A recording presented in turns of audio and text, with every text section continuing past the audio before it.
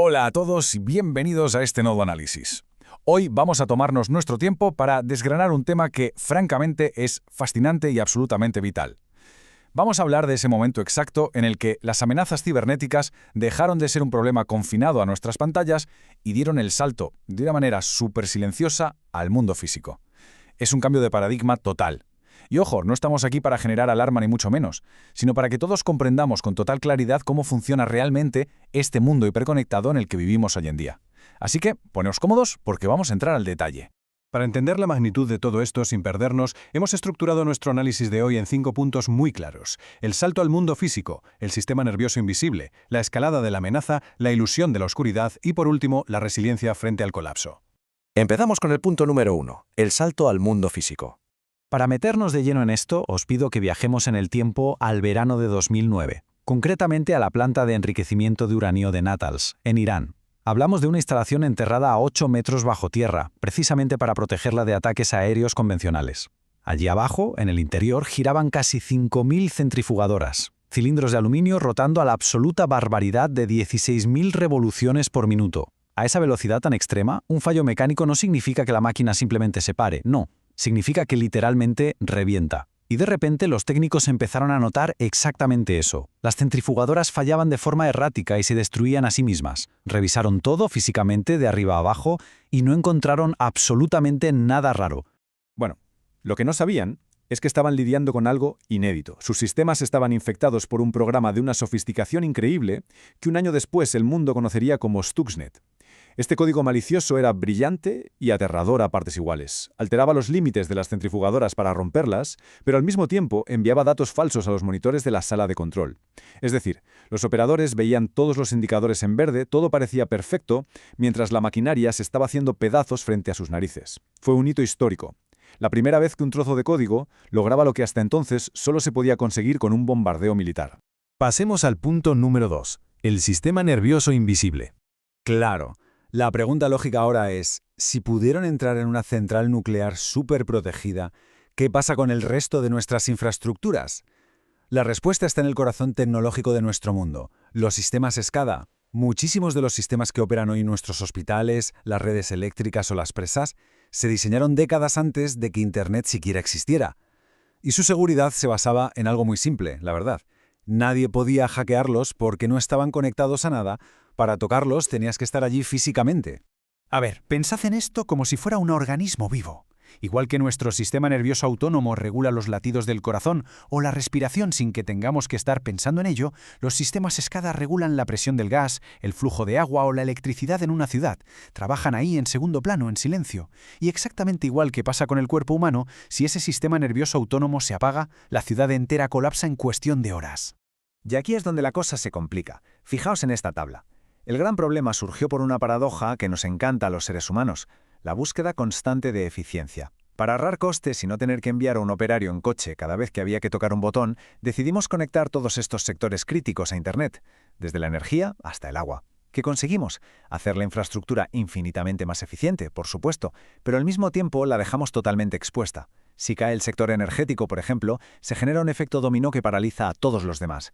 En sanidad, la urgencia de salvar vidas convierte a los hospitales en un blanco súper lucrativo para los secuestros de datos.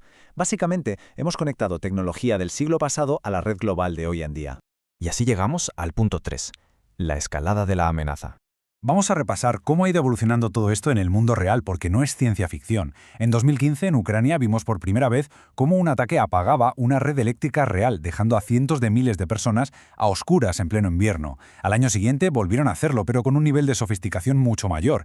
En 2017, en Arabia Saudí, un ataque a una planta petroquímica buscaba directamente provocar una explosión física. En 2021, en Florida, alguien alteró en remoto los niveles químicos del agua potable de toda una ciudad, echando lejía, algo que por suerte un operario vio y revirtió a tiempo. Y en 2022 fuimos testigos de ataques coordinados a satélites europeos justo horas antes de una invasión militar sobre el terreno. Lo verdaderamente impactante de esta progresión no es solo el avance técnico, es el cambio de intención, y esto es clave. Históricamente, el espionaje digital iba de eso, de mirar sin ser visto, o como mucho de interrumpir un servicio un rato. Pero como hemos visto, la ambición ha cruzado una línea muy peligrosa. Hemos pasado de robar datos a tener la intención real de destruir infraestructura física y amenazar vidas humanas. Han cambiado las reglas del juego por completo. Y aquí viene lo más irónico de todo el asunto. Podríamos pensar que para colar un ataque tan destructivo hace falta tecnología alienígena, pero no. La realidad es que la puerta de entrada suele ser sorprendentemente simple. Una vez dentro, el software es muy complejo, sí, pero para entrar, bueno, Stuxnet entró por un pendrive que alguien conectó donde no debía. Otros entran por un simple correo electrónico engañoso o, como en el caso del agua en Florida, a través de una contraseña por defecto que nadie se molestó en cambiar. Al final, el eslabón más débil no es la máquina, somos nosotros, el factor humano, y nuestros descuidos más básicos. Esto nos lleva directamente al punto 4, la ilusión de la oscuridad. Si sabemos de sobra que la amenaza es real y que entrar es relativamente fácil, ¿cómo nos hemos estado defendiendo? Pues durante muchísimo tiempo confiamos en lo que llamamos seguridad por oscuridad. Era esta idea de que si manteníamos los detalles técnicos en secreto y usábamos sistemas muy raros, nadie sabría cómo atacarnos. Hoy en día, creedme, eso es un mito absoluto. En la realidad moderna, el aislamiento no existe, todo está conectado. Y peor aún, los manuales, los fallos de estos sistemas y las herramientas para atacarlos se comentan, se documentan y hasta se venden con total normalidad en foros de todo el mundo. A ver, tampoco todo son malas noticias. Las instituciones se han dado cuenta de esto. Gobiernos y agencias de primer nivel, como la CISA en Estados Unidos o el CNPIC en España, están trabajando duro en esto todos los días. En Europa tenemos directivas muy potentes como la NIS2, que obligan a los operadores críticos a tener unos estándares serios de ciberseguridad. Así que las leyes y las agencias están ahí. El desafío real, llevar eso a la práctica, porque entre redactar una ley europea perfecta y la realidad del día a día de un hospital que lleva años con el presupuesto congelado, hay un abismo inmenso. Y sobre esto hay una frase en el sector que sinceramente da que pensar. Dice así: la pregunta que se hacen los expertos no es si habrá un ataque a gran escala contra infraestructuras críticas, es si ya ha habido varios que simplemente no han sido detectados todavía. Os dejo un segundo para asimilarlo. Es un recordatorio brutal de lo silenciosos que pueden llegar a ser estos intrusos, escondidos en los sistemas durante meses o años antes de hacer su movimiento. Y finalmente, el punto 5, resiliencia frente al colapso. Lejos de ponernos catastrofistas, vamos a ver dónde está la solución práctica a todo esto. Pero antes hay que entender el conflicto estructural que tenemos. Gran parte de la infraestructura crítica de nuestros países pertenece a empresas privadas. Y por pura lógica, estas empresas invierten en cosas que les generan beneficios y las hacen más eficientes. El problema es que la ciberseguridad no da dinero, simplemente se ve como un gasto enorme. Y claro, cuando toca repartir presupuestos, la defensa digital casi siempre pierde la batalla contra la rentabilidad.